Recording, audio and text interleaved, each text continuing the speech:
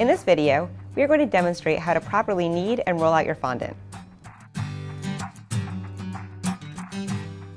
Our cake has been crumb-coated and refrigerated for about 2 hours.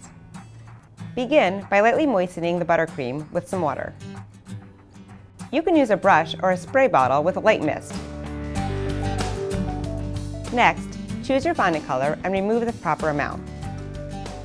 Always make sure your hands and work surface are clean and dry before handling the fondant.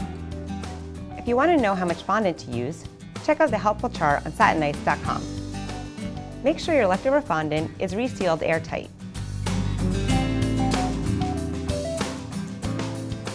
Using a mix of cornstarch and confectioner sugar, lightly dust your work surface and begin kneading.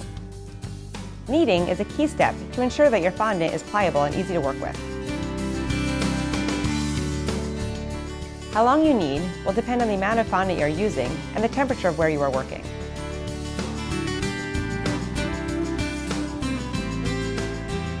Once the fondant feels warm and pliable, begin immediately rolling to about 1/8 of an inch thick.